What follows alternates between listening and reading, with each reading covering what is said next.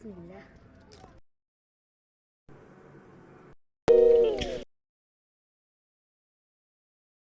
আসসালামু আলাইকুম। সকাল সকাল উঠে মেয়েকে নিয়ে স্কুলে যাচ্ছি। স্কুল থেকে ফিরে এসে ছাদ বাগানে গেলাম, কবুতরের জাফিগুলো তুলে দিচ্ছি। আমাদের কিছু কবুতর আছে, আর কবুতরের খাবার ও পানি দিতে হবে, তো খাবারগুলো দিয়ে দিলাম। আর পানির লাইনের দুইটা লাইন আছে ছাদে, তো যেটা থেকে আমি পানি সংগ্রহ করব ওই পানির লাইনটা অনেক শক্ত করে বাঁধা, তাই আর আমি খুলতে পারি নাই। সরাসরি এই যে পাইপ দিয়ে, যেটা দিয়ে গাছে পানি দিই, ওইটা থেকে পানিটা সংগ্রহ করলাম। বাটিগুলো ভরাট করে নিলাম পানি দিয়ে, আর কবুতরের খাঁচার ভিতরে সুন্দর করে ঢুকিয়ে দিচ্ছি।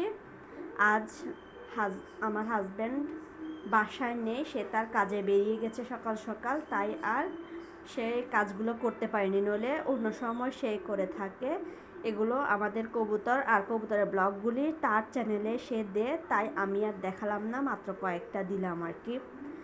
তো দোয়া করবেন আমাদের এই কবুতরগুলোর জন্য আর ছাদ বাগানের ফলমূলের জন্য।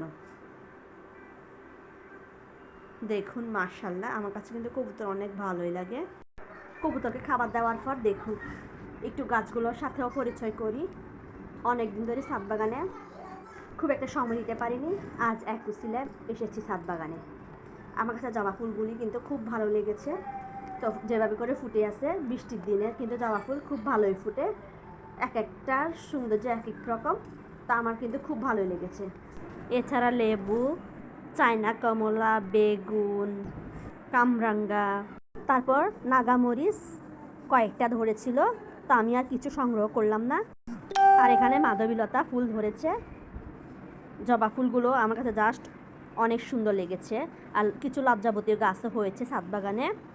সব মিলিয়ে আমার কাছে কিন্তু অনেক সুন্দর লেগেছিল আজকের ছাদ বাগানটা। আর এখানে দুটো কবুতরের ডিম, মেয়েলি কবুতর, যেহেতু পুরুষ কবুতর নেই, তা মেয়েলি কবুতর ডিম পেড়ে দিয়েছে। এগুলো তো আর তা দেওয়া যাবে না, তাই এগুলো বাসায় নিয়ে যাচ্ছি।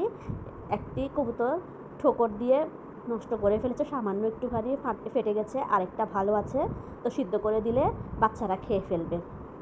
তো এগুলো সংগ্রহ করে নিলাম, যাওয়ার সময় নিয়ে যাব। এদিকে বাসায় মা এখনও ঘুম থেকে উঠেনি, তাই আর নাস্তা বানালাম না, তো আটা ডো বানিয়ে রেখে দিব। আর মেয়েকে স্কুল থেকে আনতে যেতে হবে, তো ছাদ বাগান থেকে আমি নেমে যাচ্ছি। ছাদ বাগান থেকে এসে স্কুলে গেলাম, আবার মেয়েকে নিয়ে আসতে। বাসায় ফিরে এসে পরোটাগুলি সুন্দর করে বানিয়ে নিলাম ক্যামেরার অফ সাইডে, আর রুটির মতো ছেঁকে নিলাম। এখন সামান্য তেল দিয়ে ডিমটা ভেজে নিচ্ছি। বাসায় কাঁচামরিচ শেষ হয়ে গিয়েছিল, তাই আমি সামান্য একটু গুঁড়ামরিচ দিয়ে দিয়েছি, তাই ডিম কালারটা একটু লাল লাল হয়েছে। এদিকে মাও ঘুম থেকে উঠে গেছে, তারপরে মাকে ইনসুলিন দিতে চলে গেলাম। ডিমটা ভেজে নিয়ে মেয়েকে বলেছিলাম যে রুটিগুলো ছেঁকে নিতে, তো ফিরে এসে তেল দিয়ে রুটিগুলো সুন্দর করে পরোটা বানিয়ে নিচ্ছি। মানে পরোটাই বানিয়েছি, রুটির মতো আগে ছেঁকে নিয়েছি, তারপরে সামান্য তেল দিয়ে সুন্দর করে উল্টে পাল্টে পরোটাগুলো ভেজে নিচ্ছি। আর আমার জন্য হালকা তেলে না দেওয়ার মতো করে ভেজে নিলাম, মোটামুটি তেল ছাড়াই আমারটা। তো ভাজা শেষ, ডিম ভাজি দিয়ে পরোটা দিয়ে খাবে ওরা। আর আমি চাটা বসিয়ে দিলাম, আমার কাছে চা দিয়ে পরোটাই সবসময় ভালো লাগে, তাই নিজের জন্য চাটা করে নিচ্ছি। মাও খাবে অবশ্য, একসাথে দুজনের জন্য বানিয়ে নিচ্ছি 2 কাপ। তো আজ আর আদা দিলাম না। এদিকে অনেক বেলা হয়ে গেল, প্রায় 10টা সাড়ে 10টার মতো বেজে গেল। আমি ঝটপট নাস্তাটা তৈরি করে তারপর এই যে চাটাও বানিয়ে নিচ্ছি।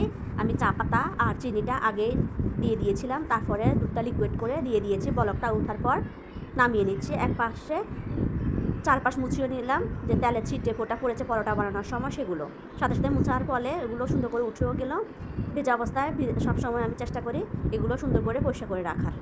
তো চা বানানো রেডি মায়ের জন্য, আমার জন্য। এখন সুন্দর করে একটা কাপের ভিতরে ঢেলে নিয়ে তারপরে নাস্তাটা করে নিব একসাথে।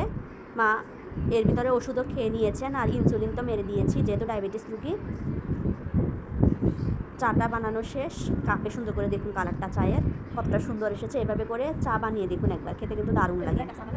তো আমি তো বানিয়ে নিলাম এভাবে। একসাথে আবার নাস্তাটা করে নিব। নাস্তা করতে করতে প্রায় 11টা বেজে গেল, খাওয়া দাওয়া শেষ।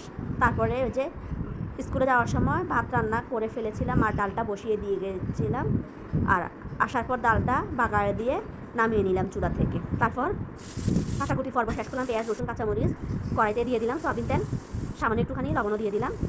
আর এই যে তিতা করলা আর আলু কেটে ধুয়ে রেখেছি, তিতা করলার সাথে যদি আলুটা দেওয়া হয় তাহলে অনেক মজা লাগে। সামান্য হলুদ গুঁড়া দিয়ে দিলাম, সামান্য জিরা গুঁড়া, সামান্য ধনিয়া গুঁড়োও দিয়ে দিচ্ছি। তারপর একটু নাড়াচাড়া করে নিলাম, একটু নাড়াচাড়া করে নিয়ে তারপর ঢেকে দিচ্ছি কিছুক্ষণের জন্য। ফিরে এলাম কিছুক্ষণ পর, লবণটা চেক করে ঢেকেছিলাম, লবণটা চেক করে দেখলাম লবণটা কম হয়েছে, তাই একটুখানি লবণ দিয়ে তো ভালো করে নেড়ে ছেড়ে চুলা থেকে নামিয়ে নিলাম। আবারও শুকনো কড়াই একটা বসিয়ে দিলাম, তার ভিতরে একটু সয়াবিন তেল ঢেলে দিলাম। এবার এখানে পেঁয়াজ রসুন কাঁচামরিচ দিয়ে দিলাম, একটু নাড়াচাড়া করে নিয়ে এই যেগুলো হচ্ছে লাউয়ের খোসা আমি ব্লান্ডারি করে নিয়ে পাতায় বেটে নিয়েছি। আর সিদ্ধ করার সময় একটুখানি লবণ দিয়েছি, একটুখানি নাড়াচাড়া করে নিয়ে এখানে সামান্য হলুদ, জিরা ধনিয়া গুঁড়ো দিয়ে দিচ্ছি। লবণ যেহেতু সিদ্ধ করার সময় দিয়েছি তাই এখনও লবণ দিচ্ছি না। তো এবার সুন্দর করে নাড়াচাড়া করে নিয়ে এখানে ভালো করে নাড়াচাড়া করে নিয়ে এবার ডিমটা ভেঙে দিচ্ছি। চাইলে আপনারা ডিমের পরিমাণ বাড়িয়েও দিতে পারেন, আমি কিন্তু একটাই দিলাম। এবার দিয়ে দিচ্ছি সরিষার তেল, সরিষার তেল দিয়ে ভালো করে নাড়াচাড়া করে নিয়ে ডিমটাও সুন্দর করে ভাজা ভাজা হয়ে যাওয়ার পর চুলা থেকে নামিয়ে নিচ্ছি। আর এই জায়গাগুলো পরিষ্কার করে নিচ্ছি। এগুলো তিতা করলা ভাজি চুলা থেকে নামিয়ে রেখেছিলাম, তো সুন্দর একটা বাটি নিয়ে এবার ভাজিটা বেড়ে নিচ্ছি। আর এখানে লাউয়ের খোসাটা ভাজি করেছি সেটাও নিয়ে চলে আসছি। দেখুন একেবারে ভাজা ভাজা হয়ে গেছে। দেখুন দুইটা রেসিপি আমার হয়ে গেল। আর ক্যামেরা অফ সাইডে যে ডালটা করেছিলাম ডালটাও আমি নামিয়ে নিলাম। আজকে পেঁয়াজ রসুনটা একটুখানি পুড়ে মানে বেশি ভাজা হয়ে গেছে আর কি, আর কালারটাও যেন ডালের চেঞ্জ হয়ে গেছে, কিছু করার নেই। ডালটা করার কারণ হলো দুইটা ভাজা তরকারি, তাই আমি ডালটা করেছি যাতে গলায় না বাজে, এই জন্যই করা। আর ভাতটাও সুন্দর করে বেড়ে নিয়েছি। এটাও কিন্তু ক্যামেরা অফ সাইডে রান্না করেছিলাম, স্কুলে যাওয়ার সময় রান্না হয়ে গেছে। আর ডালটা বসিয়ে দিয়ে সব বেড়ে রাখলাম। এবারে যার যার খেতে ইচ্ছে করবে সে খেয়ে নিবে, আর আমি তো আমাকে ফেলে খাবে না, তাই আমি ফ্রেশ হতে চলে গেলাম। তারপর দুপুরবেলা খাওয়াটা শেষ করলাম একসাথে সবাই মিলে। তারপর এক ফাঁকে ছোটো মেয়েকেও খাইয়ে দিলাম। তারপর কিছুক্ষণ রেস্ট করার পর বিকালবেলা মানে আসরের নামাজ পড়ে চলে এলাম আবার ছাদ বাগানে।